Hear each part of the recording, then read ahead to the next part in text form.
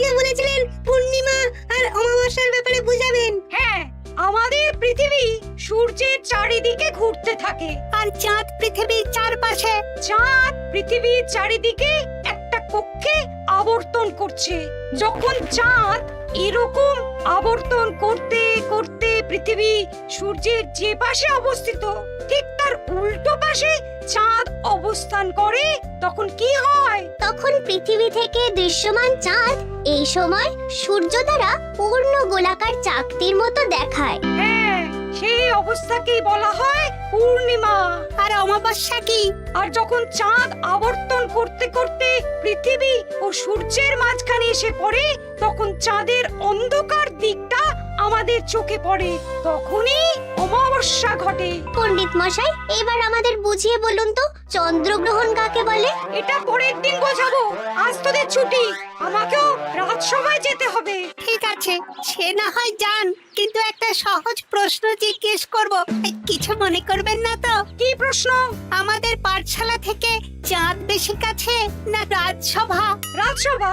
ভুল পণ্ডিত মশাই, চাঁদ বেশি কাছে, কারণ পাঠশালা থেকে রাতের বেলা খালি চোখে চাঁদ দেখা যায়, কিন্তু রাজসভা রাতের বেলা তো দূর, দিনের বেলাও দেখা যায় না। এই তবে রে, কালকে আয়, মজা দেখাবো, উল্টো পাল্টা যুক্তি দেওয়া।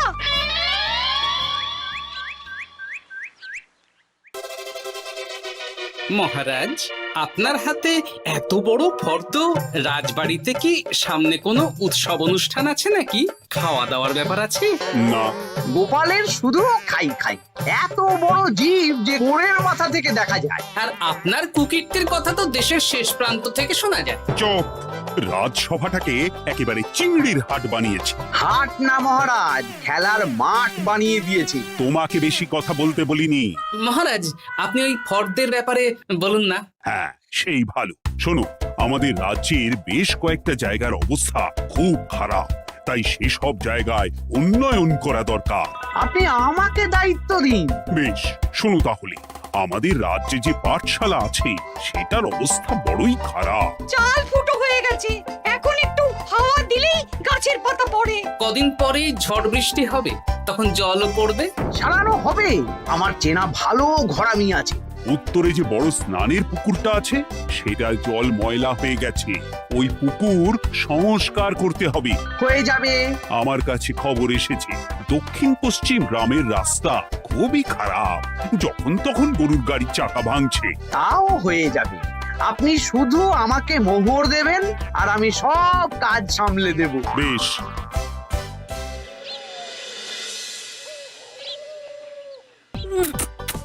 দাদু, আমটা তো দারুণ খেতে গো। আমাদের গাছের আম। সত্যি দাদু, আমরা মানুষ হয়ে পৃথিবীতে জন্ম নিয়েছি বলেই এত ভালো ভালো খাবার খেতে পারছি। চাঁদে জন্মলে যে কি হতো? চাঁদে কেউ জন্মায় না। কেন? ওই যে চরকা বুড়ি। চাঁদে অনেক পাহাড় পর্বত খানাখন্দ আছে, সেগুলোই এখান থেকে আমরা দেখে কল্পনা করে নিয়েছি চাঁদের বুড়ি। জানো দাদু, আজকে পণ্ডিত মশাই আমাদের চাঁদের ব্যাপারে বলছিলেন। কত কিছু জানলাম, অমাবস্যা, পূর্ণিমা। আচ্ছা দাদু, চন্দ্রগ্রহণ কি? চন্দ্রগ্রহণ? শোন, যখন পৃথিবী চাঁদ এবং সূর্যের মাঝে এসে পড়ে, যার ফলে পৃথিবীর ছায়া চাঁদের উপর পড়ে এবং চাঁদকে কিছু সময়ের জন্য দেখা যায় না বা আবছা দেখায়, এই ব্যাপারটাকেই চন্দ্রগ্রহণ বলে। আচ্ছা আচ্ছা, বুঝেছি। আমাদের তো মনে হয় আগামীকাল পাঠশালা সারানোর কাজ হবে। দেখি, আমাকে একটু চোখ কান খোলা রাখতে হবে।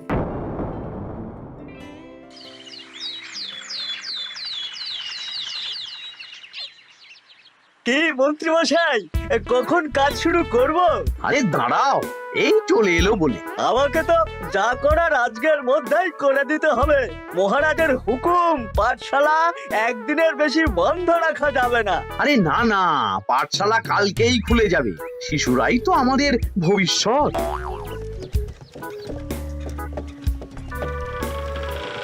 ওই যে এই, আরে এতক্ষণে তোদের আসার সময় হলো? আরে মন্ত্রীমশাই আর বলবেন না, ভালো টালি বেছে বেছে আনতে দেরি হয়ে গেল।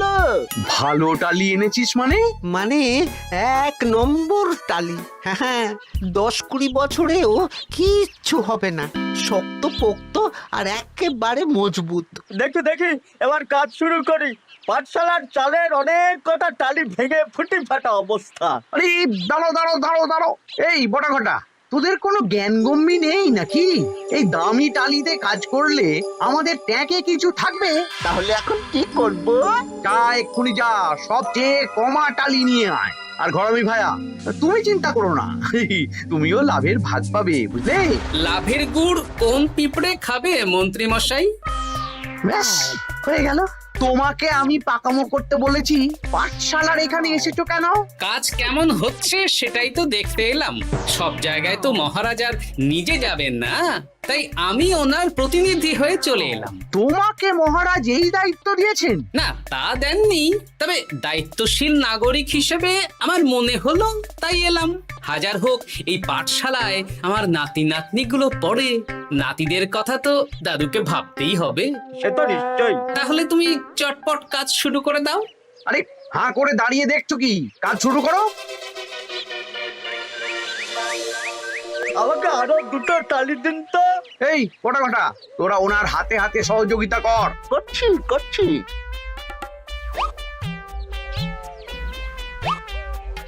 ঠিক আছে, আমি তাহলে চলি।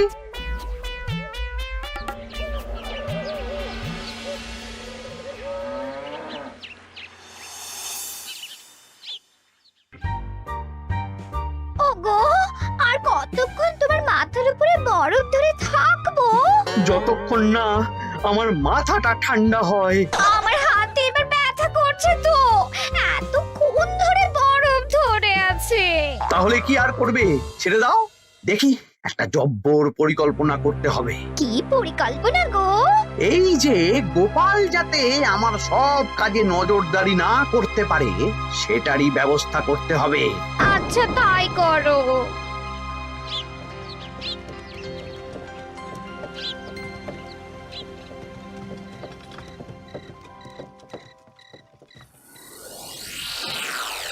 দেখ বটা ঘটা, পাঠশালা থেকে তো আমাদের 5 পয়সাও রোজগার হয়নি। না মন্ত্রীমশাই, গোপাল তো ঠায় দাঁড়িয়েছিল। কারচুপি করার একবারে রাস্তাই নেই। আগামীকাল পুকুর সংস্কারের কাজ হবে। গোপাল যেন ওই পুকুরের আশেপাশে না আসতে পারে, সেটা দেখার দায়িত্ব তোদের। বেশ, তাহলে আমি সকাল সকাল ওই গোপালের বাড়ির আশেপাশে পৌঁছে যাব। গোপাল যখন ওই বাড়ি থেকে বেরোবে অমনি বেটা বিছানায় বসে কাঁদবে। হ্যাঁ হ্যাঁ, আরে এই তো চাই।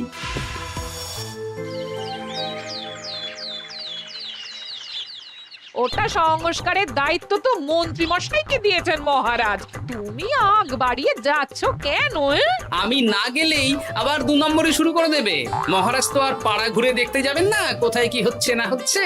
তাও ঠিক, যাও তাহলে। এত গরম, এত রোদ, এই তুমি বরং ছাতাটা নিয়ে যাও। হ্যাঁ, দাও দেখি ছাত্রা দাও।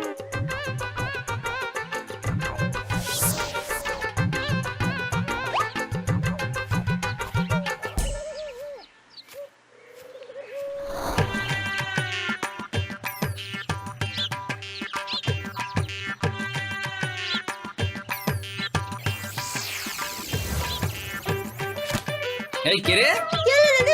কে যেন আমার ছাতার উপরে একটা ঢিল মারলো? আকাশ থেকে শিলাবৃষ্টি শুনেছি। ওই দেখ গাছের উপরে। এ তো ঘটা কাকা।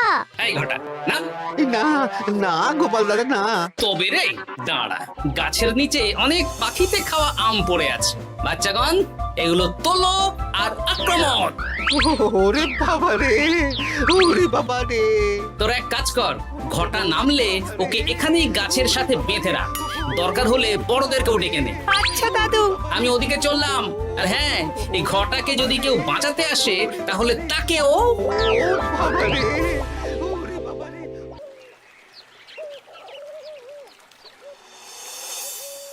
মন্ত্রীমশাই, একদম নিম্নমানের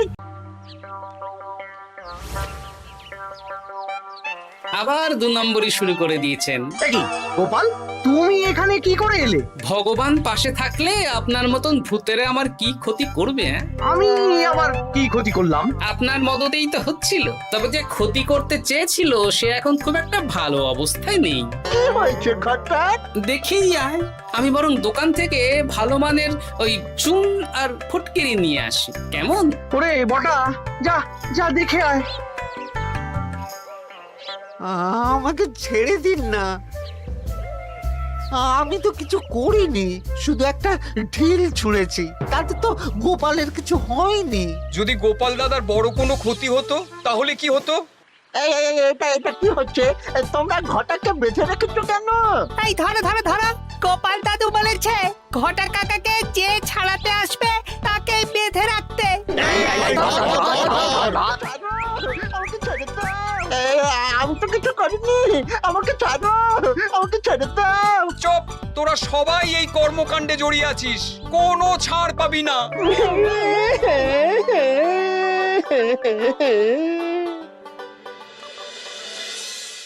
মন্ত্রীমশাই, একদম ভালো মানের চুন আর ফটকিরি নিয়ে এসেছি, এবার কাজ শুরু করতে বলুন। তুমি কিন্তু কাজটা ভালো করলে না। ভালো মন্দ জানি না মন্ত্রীমশাই, এই চুন ফটকিরি ধারে কিনে এনেছি, আপনি দোকানের ধারটা মিটিয়ে দিয়ে আসবেন, কেমন? 10 মোহর 15 আনা হয়েছে। বটা ঘটা কোথায়? ওকে গ্রামের লোকেরা বেঁধে রেখেছে, আপনি যান, আপনাকেও বেঁধে রাখবে। ঠিক আছে, তোমাকে আমি দেখে নেব। এই, তোমরা সবাই তো চলে এসেছো, এবার কাজ শুরু করো। কাজে যেন কোনো ফাঁকিবাজি না দেখতে পাই। হ্যাঁ,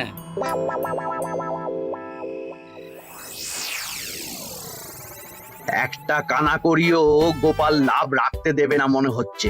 এভাবে তো চলতে পারে না। সারা দিন আমাদের বেঁধে রাখলো জানেন। শুধু নুন চিনির জল ছাড়া আর কিচ্ছু খাবার খেতে দেয়নি। খাবার? হ্যাঁ, এই খাবার দিয়েই গোপালকে সাবার করতে হবে। বলুন কিভাবে?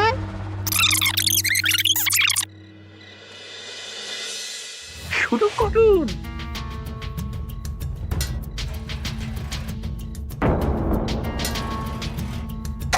রান্নাঘর থেকে কিসের আওয়াজ হলো না? রান্নাঘরে বেড়াল, যাও গিয়ে দেখো। এ কি? এই বিড়ালটাকে তো আমাদের বাড়িতে এর আগে কখনো দেখিনি। সত্যি তো, একদম সাদা বেড়াল। ও ভাতের হাড়ির ঢাকনাটা উল্টেছে। হ্যাঁ হ্যাঁ, কোনো খাবারে মুখ দিতে পারেনি, বুঝলে? দাও দাও দাও, খেতে দাও, খেতে দাও, গিন্নি খেতে দাও। হ্যাঁ হ্যাঁ, দিচ্ছি।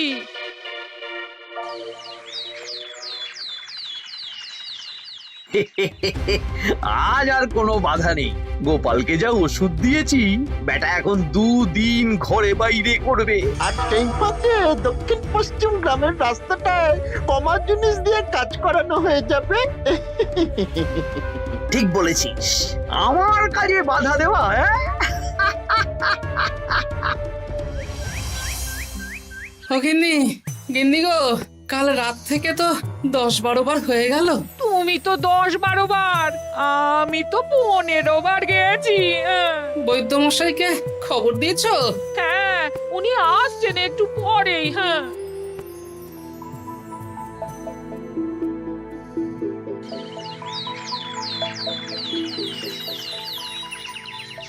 কি গোপাল, তোমার শরীর এখন কেমন আছে? এখন ভালো আছি মহারাজ। গোপালের খাবার খেয়ে কিছু হয়েছিল। যত সব উল্টো পাল্টা খাবার খেলে হবে না। বাজে কথা বলবেন না, আমি বাড়ির খাবারই খাই। যাই হোক, সেসব বাদ দাও। মন্ত্রী, তোমাকে যা দায়িত্ব দিয়েছিলাম সব হয়ে গেছে তো? হ্যাঁ মহারাজ, পাঠশালা, পুকুর, দক্ষিণ পশ্চিমের রাস্তা সব কাজ হয়ে গেছে। রাস্তার কাজ করে গুছিয়ে লাভ করেছি। তা কাজ কেমন হয়েছে? রাস্তার ব্যাপার জানি না, তবে পুকুর আর পাঠশালার কাজের সময় আমি পাশে ছিলাম। গোপাল, তুমি নিজে থেকে এত দায়িত্ব নিয়ে কাজ করেছো জেনে আমি খুব খুশি হয়েছি। এবার তোমাকে আমি একটা কাজ দেব। কি কাজ? আগামী মাসে রানীর জন্মদিন, তাই তোমার দায়িত্ব খাম্বাজ রাজ, বর্ধমান রাজ, নবাব বাহাদুর সবাইকে নিমন্ত্রণ করে আসা। বেশ, আপনি আমার হাতে পত্র দিয়ে দেবেন, আমি আগামীকালই তল্পি তল্পা নিয়ে নিমন্ত্রণ করতে চলে যাব। আচ্ছা আচ্ছা আচ্ছা।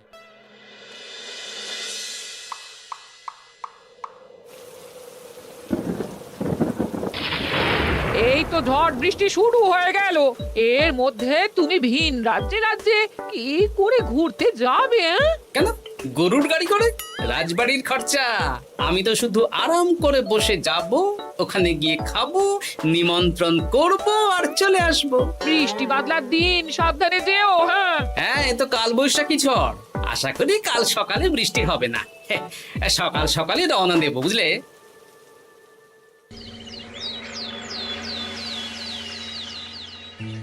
যাও গোপাল, সাবধানে যাও। পরশু দিনের মধ্যেই চলে আসবো মহারাজ, চিন্তা করবেন না। চলো চলো গাড়োয়ান, চলো। এই এই আচ্ছা গোপাল দাদা, প্রথমে কোথায় যাবেন বলুন তো? প্রথমে ওই খাম্বাজ রাজ্যে চলো। ও, তাহলে তো দক্ষিণ পশ্চিমে রাস্তাটা ধরতে হবে। হ্যাঁ, ওটা তো একদম নতুন রাস্তা, কোনো অসুবিধে হবে না। ওরে বাবারে, গাড়ি কি কাঁপছে গো, পড়ে যাবো তো। এই ওরে বাবারে, গেল রে। ওটো ওটো গোপাল দাদা। উফ, বাপরে বাপ, কি জোর লেগেছে কোমরে। একদিনের বৃষ্টিতেই রাস্তার যা হাল, এটা রাস্তা সারিয়েছে না নষ্ট করেছে সেটাই তো বুঝতে পারছি না। কদিন আগেই নাতি নাতনি গুলোর সাথে চাঁদের গল্প করছিলাম যে চাঁদে অনেক গর্ত, খানা, খন্দ। উফ, না, আমি রাস্তাটুকু হেঁটে হেঁটেই পার হচ্ছি। যা লেগেছে, আমাকে কদিন খাম্বাজ রাজ্যে বিশ্রাম নিতে হবে। তাই ভালো।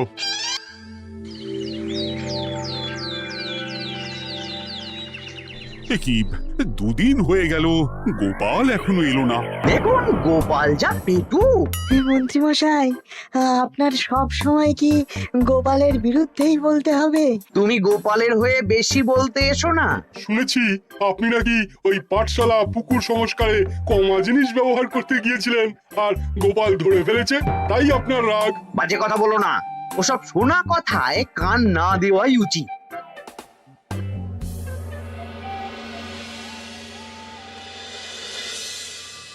ও দিদা, দাদুর তো আজকেই আসার কথা। আরে এখনো তো এলো না রে, আমার না খুব চিন্তা হচ্ছে। আরেকটা দিন অপেক্ষা করো, যদি দাদু না আসে তাহলে রাজবাড়িতে জানাতে হবে।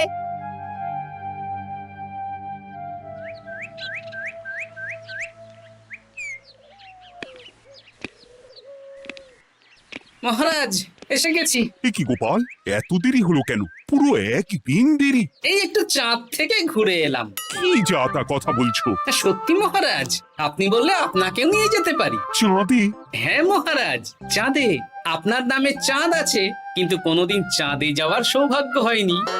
তুমি মস্করা করছো না তো? না না মহারাজ, সত্যি বলছি, যেতে হলে আজকেই যেতে হবে। আচ্ছা, তাহলে রানীকেও নিয়ে যাব। হ্যাঁ চলুন, আর মন্ত্রী মশাইকেও নিয়ে চলুন। বেশ, তুমি তাহলে মন্ত্রীকে ডেকে আনো, আমি আজকেই যাব। এক্ষুনি যাচ্ছি।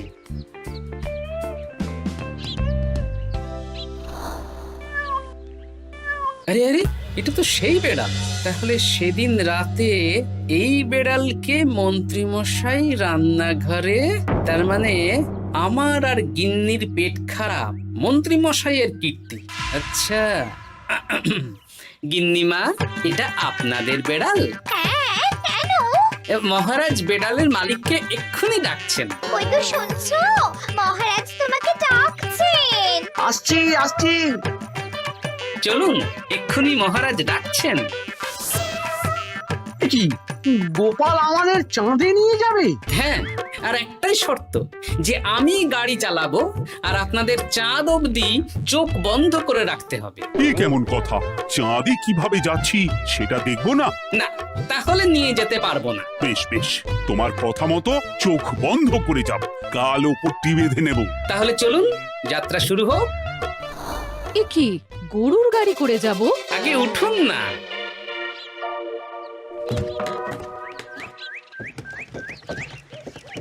আর কতক্ষণ স্থলপথে? এই তো আর একটুখানি, তারপরেই চাঁদে। এই হুর হুর হুর হুর,